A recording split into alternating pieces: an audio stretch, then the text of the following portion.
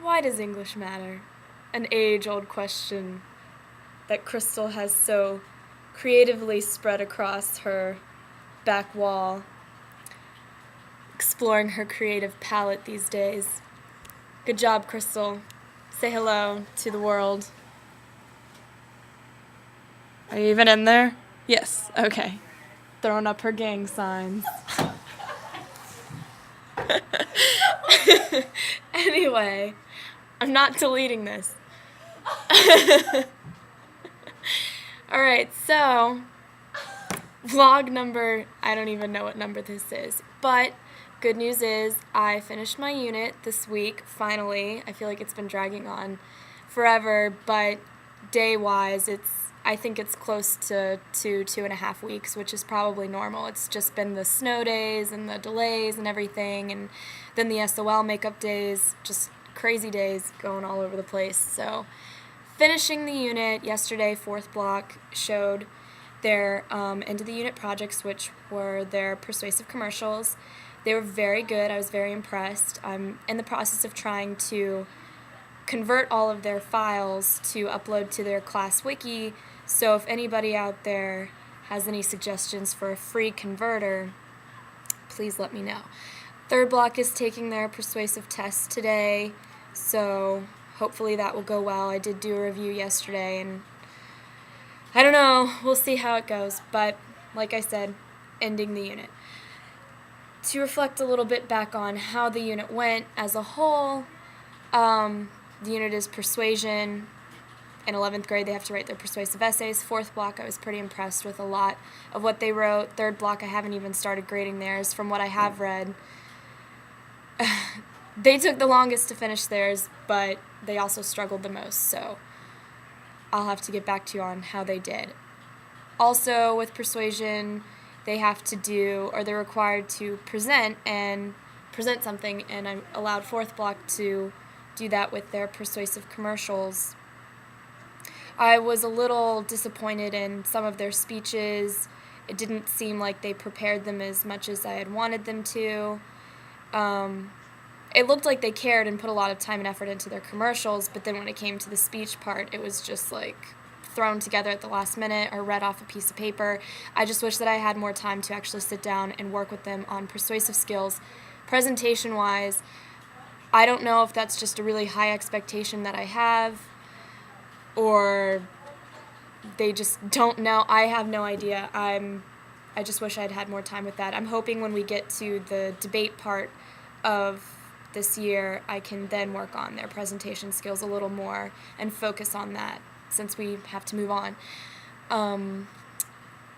Which brings me to, we're starting romanticism now, and today and tomorrow we're going to be doing the background, history, and taking some preparatory notes before we get into any of the reading or any of the assignments. I introduced both classes, well, I'm introducing third block today, and I introduced fourth block to their class wiki, which I'm very excited for. I didn't think that I would incorporate one, but I was heavily persuaded by the Miss Speech over here to use it, and I'm glad that I took her advice for the wiki to use one instead of just the blog. She's looking at me like, you're crazy. But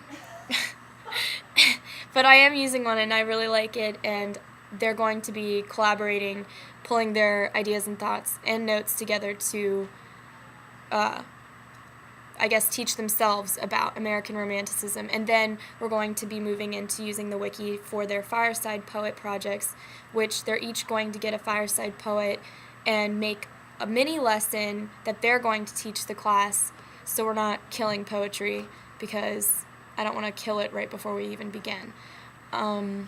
So that's where I'm moving towards for next week and the end of this week. With that, and I'll let you know more ideas as they come. I don't really know what I'm going to be doing with this unit just yet, but it's in the works.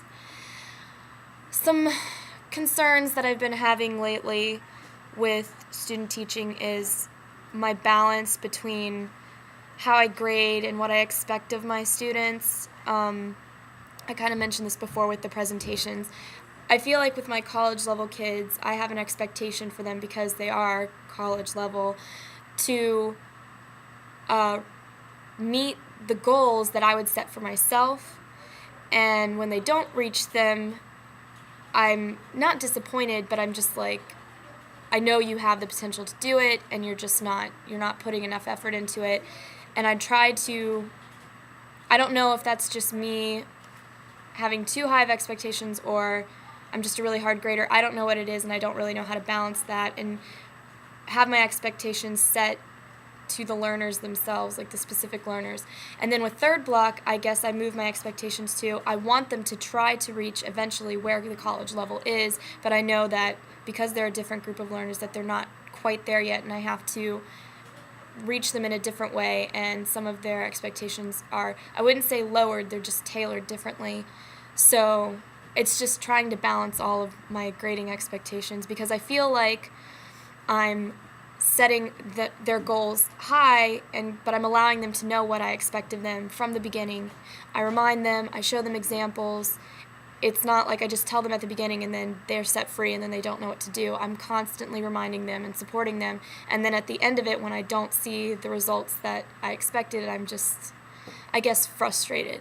Which brings me to my next frustration is with the whole grading thing. I have so many zeros in my grade book, and it is disheartening and it frustrates me because I have given makeup days, I give post-it notes almost every day to every student who needs to make up something, reminding them, hey, you missed this day, you need to make this up. I feel like it should be switched. They should be coming to me and asking me what they need to make up. I have a folder with all of the agendas, with every homework assignment, with everything that we did that they can access themselves if they've missed a day. So then they can see what they missed and then come to me for clarification or if they need to make up a quiz or test. So I feel like it's there for them, and I'm still kind of hand-feeding them what they need to do every step of the way. And then when I do that, they still don't make it up.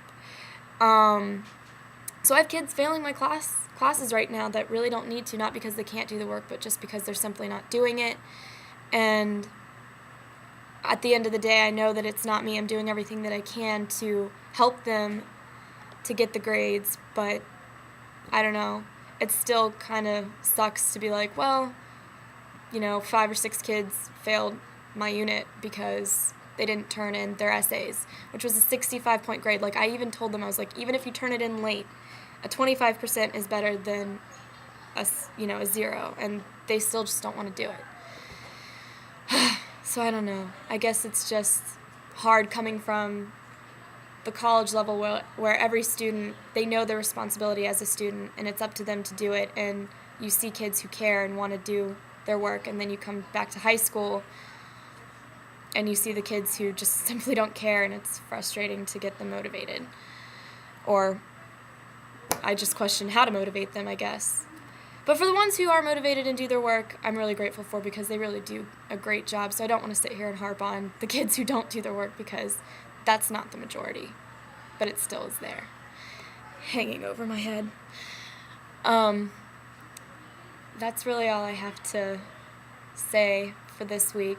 Trying to catch up. I was sick this past weekend, so hopefully I'll have a lot more ideas going for next week in the new unit that I'm working on. And I'm going to leave now so I can go give third block their persuasion tests and leave Crystal to grading. But to close this blog, always remember, why does English matter? Because it really does. It does matter. Viewers out there, Crystal's, tell them how much it matters. English matters. If you couldn't hear her, she said English matters. Until next time, peace out.